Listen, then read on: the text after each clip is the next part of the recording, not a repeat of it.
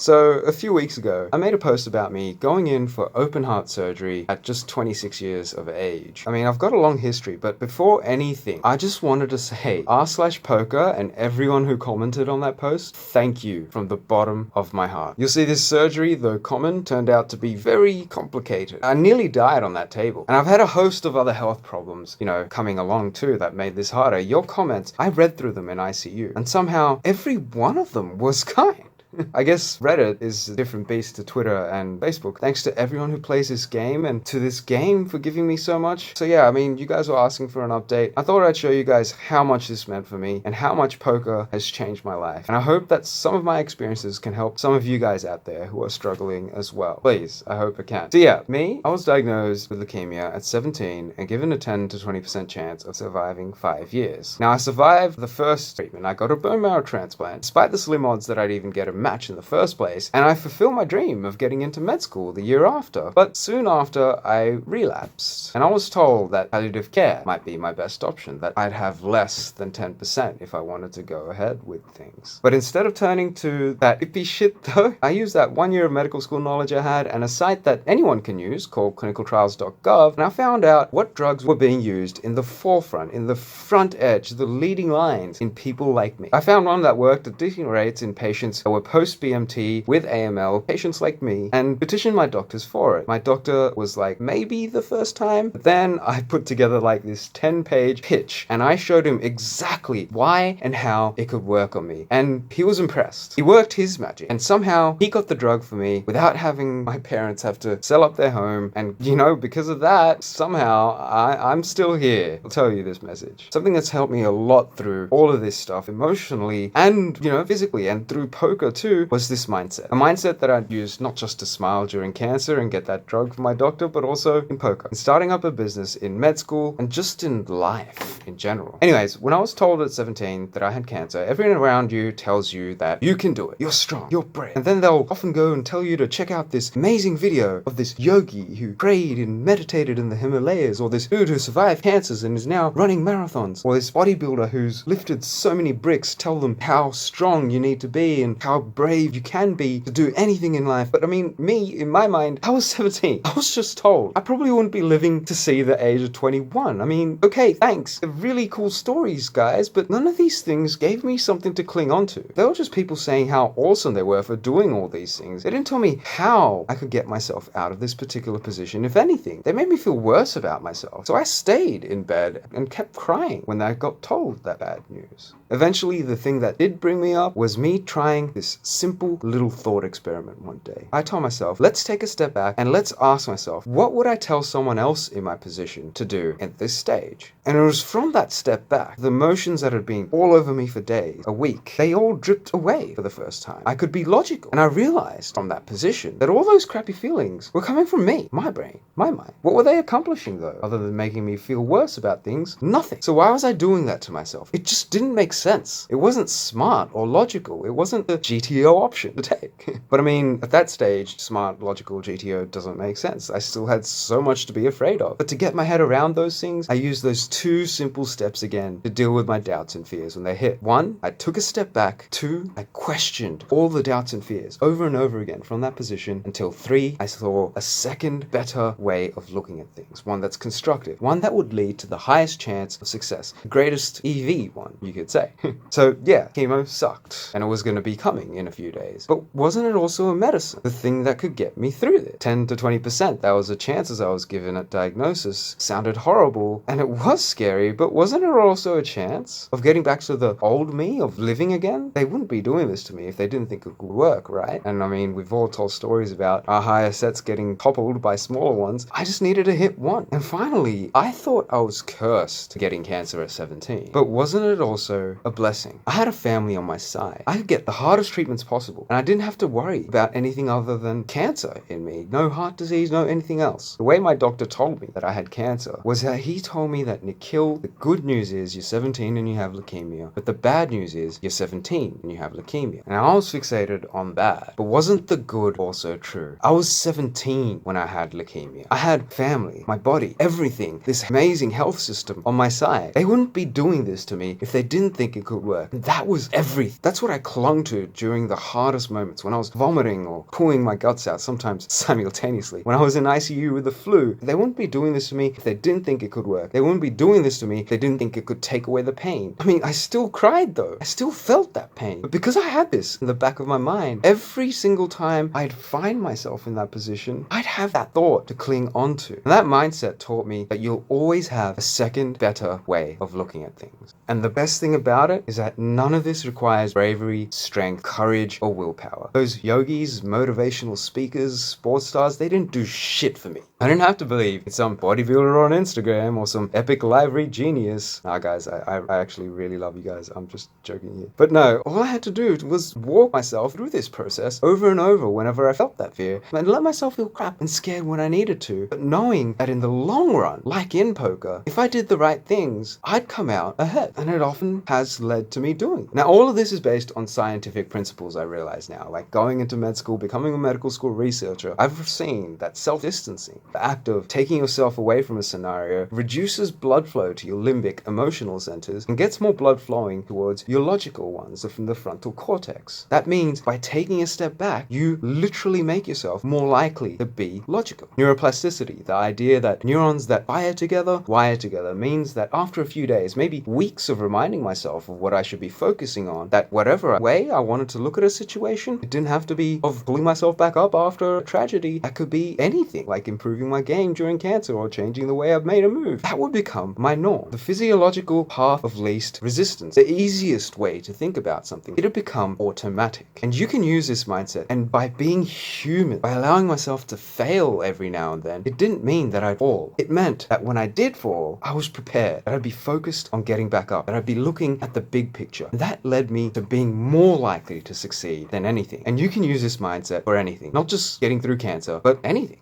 I mean, this mindset's helped me heaps. It's helped me smile during cancer and so many medical tragedies besides. Like when I was losing vision in my left eye and nearly going blind in my right one 5 times since. That's a thing that happened. I'd always find myself picking myself up, telling myself that, hey, look, drinking water, that's helped you so many times in the past. So why panic about losing your sight now when you most likely won't be? But even if you do, you have so many friends, you have so many people, you know so many people who have done amazing things despite losing their sight. Me getting cancer on my third rib, I found myself picking myself up, telling myself, look, I've already had a bunch of cancers. If this is the one that takes me, so be it. Even if they told me at some point that if I only had 3 months left to live, I could look at it as that's all I'd have left. Or I could tell myself that I had 3 months left to live, to just enjoy every single second I could with the people I love and those that mattered to me. And with this open heart surgery, which is probably the riskiest they could come, I mean, I had a 17% chance of dying in that table. I nearly did die too. I had this complication called tamponade. Look it up. But I mean, I told myself, first off, 83%, 82%, that's like better odds than I've almost ever had in all of my medical journeys, first off. But secondly, these doctors, they're the best in Australia. I was worried because I'd had all these complications from my graft versus host disease and cancer treatment that would make the operation worse. But I'd done everything I could from my position. I'd gotten those second opinions. I'd had my cousin, who's an amazing cardiologist from overseas, look at my notes and look, I had everything on my side going through this. That 17% was probably an exaggeration too. Even if it wasn't, well, what could I do about it? Why make things any worse than they needed to be? That's not something I was telling myself or having to force myself to think through. That's stuff my mind was already walking me through as things happen. That's something that you guys can eventually become better at doing too. Hell, poker, the bad beats that you get, could possibly be the best way of training your mind to do this.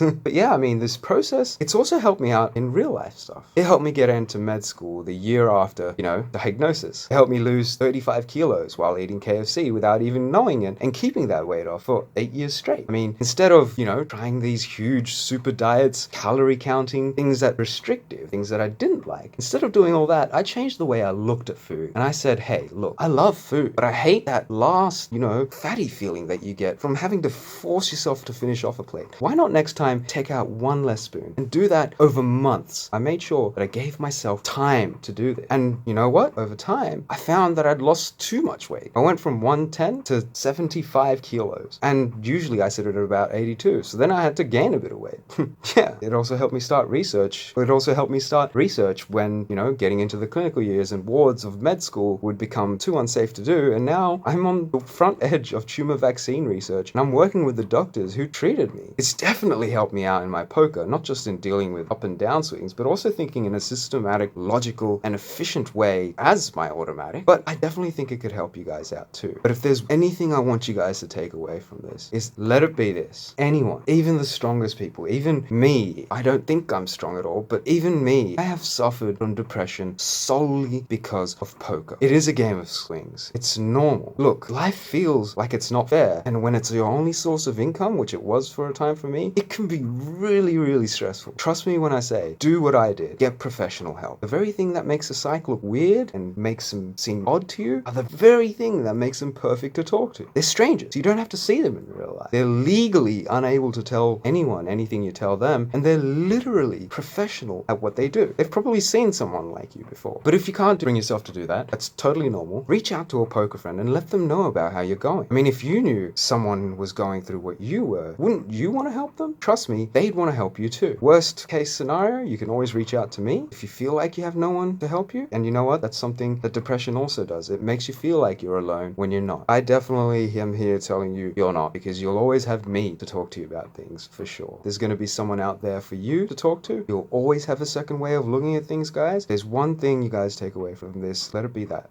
But yeah, this mindset, it's also helping me do what I'm mainly doing now. This startup, creating medical devices that keep people safe, and the first ever AI wellness app that powers and automates medical research so that we can test, all these claims that we see out there about health, nutrition, stuff that I know that kills cancer patients when they're taken up too shrilly, but stuff that we just simply aren't getting the best advice about from people. Poker helped me start this up. I'm dedicating all my profits, and I own 100% of the shares to this date, to medical research and eventually charity. That's probably the most amazing thing poker has helped me do. But also something else that really kept me sane and going through chemo was this game called RuneScape. So you guys may have seen another post I made on r/OSRS, which is the current version of RuneScape there. I played that a lot during high school and got back into it during chemos. I mean, I did it partly for the long-term grinds and goals that you could set yourself, and occasional adrenaline-inducing rushes you could get from PvP and PvE, but mainly I did it for the poontang.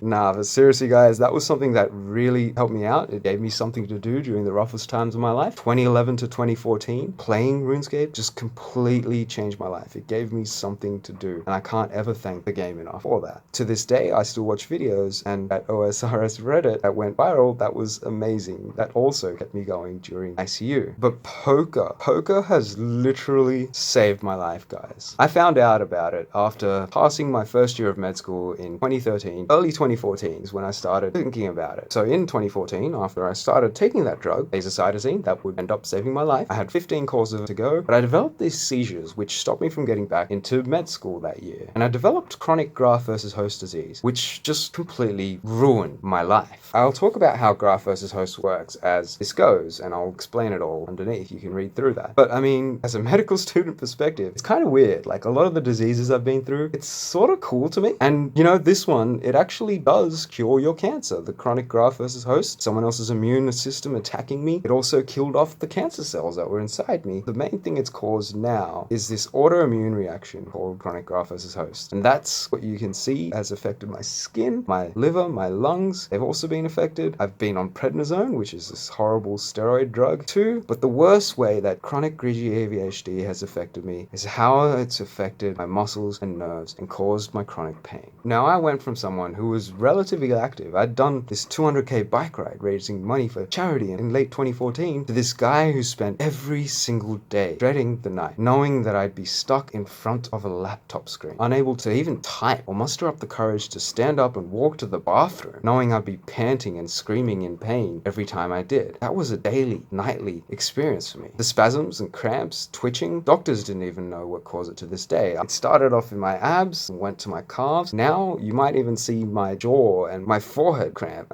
It's crazy. And I was trying everything, looking up stuff, trying to do anything and everything I could do to stop them, but nothing ever would work. And they slowly, as happens in chronic pain patients, they became my whole life. And life sucked bad for a long while because of this. But then I was introduced to poker. One day, Dad was sick of me being so sulky. He came in and took me along to the local pub poker game near our place. It was like a $10 buy-in with like $10 or $20 add-ons, 15-minute blinds with no anti-shove fests as you'd expect. But I mean, as I played this for a few weeks, I realized that no one was shoving for some reason. The one or two that were, their stacks were growing, 10, 20% at a time without any opposition. Why don't I try that? And eventually I'd start going out, putting my mind into this new game, learning that shoving or raising in late position when people were folding in the big blind like 80% of the time was super profitable. And with that and a bit of basic ICM that I didn't even know about back then, I ensured I got paid big when I made final table. And I was starting to make cash while putting my mind to something interesting. But most importantly, I was going out. I was thinking about something else. I could be cramping at home, watching Netflix, depressed, or cramping at a poker table with mates, genuine Aussie blokes, laughing, eating pub food, having fun, battling it out with the gods of pub poker. It was amazing. I put together a bankroll of 8 to 9K in profits from pub poker in a year of playing. And that was just like, 3, 4, or 5 days of literally $0 to $20 tournaments at a time. But then I realized you could play online. I think mid 2015 was when I started watching Alec Torelli videos and Doug Polk started.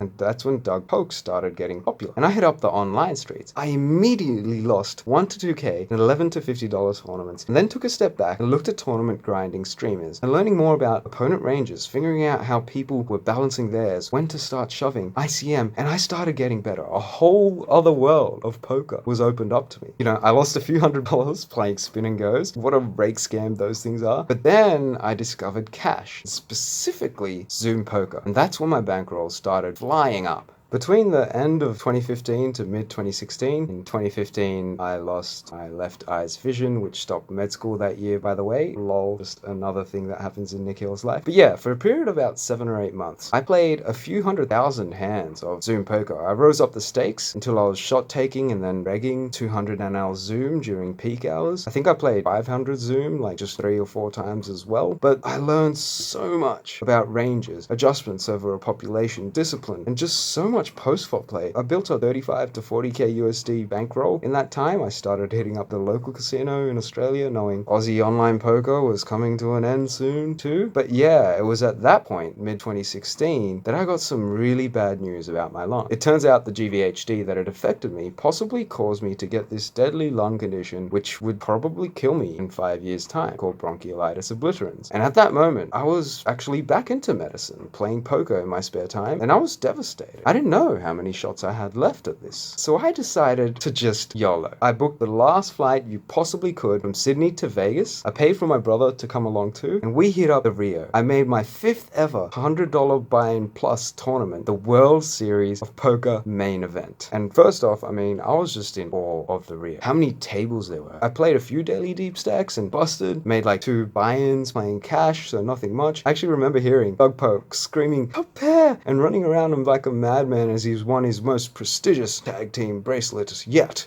And then came the main event. I walked in on day 1, sat down with 50k chips. John Juanda is on my fucking right. 2 high stakes pros, one who's just won, some 250k event, casually just fist bumping each other, talking about what they were doing, how their year was going. There was this other lady, a famous poker player, who I just couldn't put my finger on who her name was. I think she had a famous poker husband too. It could have been Liv Beret, but I don't think she's married. Well, she was playing opposite me, 3 seats to my right, and then there was little old me playing a third of my role at the time on the line, pretending I was a baller, just playing tight, aggressive poker. My strategy was to go small ball as fuck, which was very hard to do as a generic 6 max cash player at the time. But I've been practicing that tournament discipline at home in Sydney for about a month before this. I got one of the hardest day 1 draws you can possibly get somehow on a flight C. But the plan was to 3-bet early when blinds are low, and then play relatively taggy poker the whole way through. That 2-hour structure in the main event with gently increasing blinds, that favors a low variance strategy in general. Planning on cashing and seeing what I could do from there was my plan. Day 1, I bagged up 68k chips. Day 2, I went all in the first time and induced a lag in the big blind into shoving over my call in the small blind by this guy who'd raised from mid position. And I won ace king versus aces to hit 120k for the first time. He open shoved for like 50 bigs effective over 2 min raise calls, so that was a bit crazy, but I got crazy lucky. I folded pocket king, something I thought I'd never do. Blind versus the tightest guy at the table. A few hands later, on a new table, this is, I think, we got up to 5 or 6 betting, and I did it correctly, apparently, by the end of the day. I don't think I'll ever do that again, but I bagged up at 118k chips going into day 3. Day 3, I had a mixed table, a few good regs, but the rest, fish, who won satellites or flips to get in, I think. So I think I had a pretty good table. And one of my luckiest hands ever, an early position opener, raised from under the gun, and I had ace-jack suited on the button. So I decided to flat. 45 big effective when I had 180k to start. I think it was something like that. Flop came out ace-6-5 rainbow. He bets 12k into about 22k, standard call. Turn was another ace. This time he pots it for like 40k into a pot of 40. And I know he's going to shove the river, but I call anyways because I know this is one of the regs. This is a good player. I know he has some bluffs. There was a backdoor flush draw that came out on the turn, so he had all ace X's suited, as well as the suited connectors and suited aces from early and mid positions. I knew that he had those from 8 hours of playing against him. He definitely had the 8 combos of ace king, ace queen, and I guess 2 combos of ace 6 and ace 5 suited each in his range that could bust me too. But I mean, that's poker. That happens. River came out a jack. He jammed and I snapped it off, and apparently he was bluffing. Hit 400k, my peak in chips at the time, and I cashed the world's most prestigious, famous tournament after being told the worst news you could ever have been told. And I played the best poker of my life until that point, and it was surreal. That was seriously the best moment of my life. I get chills talking about it now to this day. Like, it's so bloody awesome. Day 4, I played horribly. Sort of famous in a way. The lady who Will Kassouf bluffed with 9 high like a boss. I actually played her the day before, and she folded queen queen, which is an overpair to everything on the board. One to me. I was pretty aggressive. I think she just sat down, and I just barreled 3 streets, and I had aces, so full credit to her. She's a wonderful lady. I might try and bluff you though in the future if I ever play against you again. But yeah, I could have played so much better if I knew what I knew now then, but I mean, that tournament, I'll take that any time of the day, and I'll take that to the grave with me. God damn. And I mean, since then, poker's kept me sane. I made more money playing it, despite bad runs in 2017 and this year's World Cup, but it's helped me fund my startup, which I'm using to create medical devices that will reduce rates of common preventable complications like falls and pressure sores. I mean, I'm using that device right now in my recovery from this open heart surgery. Right now, I can't lift more than 1 to 2 kilos from my arm for 6 weeks, and this bed I've designed, which costs a few $100 rather than 3,000 to 5,000, this bed I've designed that converts any bed into a hospital bed alternative. It does that same lifting feature for a few $100 rather than 3,000 to 5,000. I mean, this has been helping me. This could reduce rates of falls in older people, or just help you Netflix from bed without breaking your back. All of these profits go to medical research. It's helping me get up safely at home right now. I mean, just what the hell? I think it's all your run goods, guys. I just keep using them. What can I say? As I was in surgery, I also personally got invited by Richard Branson's team. So either Richard Branson or his EA or, you know, someone close to him had seen me and they invited me to participate in the Earth Tech Challenge. So I have a decent chance of going to his personal island for what we've been doing to help out people in developing countries as well, because our devices, they are super affordable. So one way we want to definitely go, and a market that we can definitely operate in while also, you know, making profit to allow ourselves to grow, is the developing one. And yeah, we're also using AI to provide you with the most personalized evidence-based wellness, diet, sleep, exercise, and motivational advice too. Our app centered around you. Non-communicable diseases, they're going to be some of the biggest diseases that we face in the world as a globe, and right now there's not that much good evidence for that. So if you guys want to, you know, check any of this out, go to seearoundyou.com. That's the app. That's something that a lot of you guys might benefit from, in particular if you guys are science and, you know, logically based people. You might be interested in that, and I don't plan on charging for a lot of this too. If it works, you pay, and then if it keeps working, we pay you to bring on more people. That's sort of the business model I'm going for, which would be awesome. But to everyone who commented, giving me all your run goods and one times, and to everyone who sent me personal DMs and gold and karma, to everyone who's ever listened to my stories and responded, from European, who I played with on his table, to Doug Polk and Charlie Carroll and Negrano, to everyone who I've played with and battled with on this poker streets, and the close friends who make this game what it is, thanks to all of you. I read that stuff during ICU when I didn't know if I was going to live or die. When I thought that I was going blind, my brother was reading it to me. I remember all of your words, and this community, you guys, are just pure awesome. If there's any way I can give back, let me know. Before I went in, I wrote this like memoir, a book talking about that mentality I used to smile despite tragedies and be the best I can be, which is all backed by evidence and logic. It's all there for you guys free, and though it's filled with science, I promise you it's only 40 pages and anyone and everyone can read it. I hope that it can help you out. If there's one one thing I'd really like to know from the poker community. It's about Evan Rosters. He's that guy who had terminal cancer, and someone, I think it was Greg Merson, brought him into the main. I heard he was cheated by Postle from Veronica, who, broke this scandal. If Joey Ingram or Veronica could let me know how he's going, how his family is going, that'd be awesome. He was trying to buy into the tag team match during the World Cup, and I was there screaming, I'll buy him in. I think that would have been amazing. Like this 2-man cancer team that could have been in that tourney. But I think I'm banned on Joey's chat for some reason. Please unban me if you could too. I don't know what I did to get unbanned. I mean, I'd love to talk. How about grounders with mental health issues, which is something I'm well read up on as well. Like, remember guys, one thing I want you guys to walk away with is that despite all these coping strategies, despite all these ways of looking at things that I use, sometimes you can't do it on your own. You have to go and talk to someone. If anyone ever wants to talk to me, you can reach me on my socials, my email, my blog, whatever. I hope I can help you guys out just like you've helped me. I have no idea how much it does and still does mean to me. And yeah, right now, don't worry, I am in hospital, but it's mainly to get these infections and these leg stipples and wounds that are still open in me properly healed. Hopefully that happens sooner rather than later, but it may just be something which complicates rehab for a bit, makes it a bit longer. I'll be alright. I'll be talking about the rehab process and how hard that can be, and have generally talked about various health things in the past and how to get through them. And also I talk about health scams and health misinformation and medical stuff, often ways you can find clinical trials, a lot of random things as well, just about, environmental science, all this stuff that I've just dabbled in a little bit too. I hope you guys might be interested. Follow along, subscribe if you guys are still here for some reason. But yeah guys, I felt I owed you guys an explanation as to what had gone on with me. Here it is. I hope you guys see it, and I hope that helps some people out there as well. I figured that some of you guys may respond to logic too, so I thought I'd share this logical based way of looking at things, as poker players like us in particular tend to do. So yeah guys, thank you. My name's Nikhil. Feel free to reach out whenever you want. Thanks.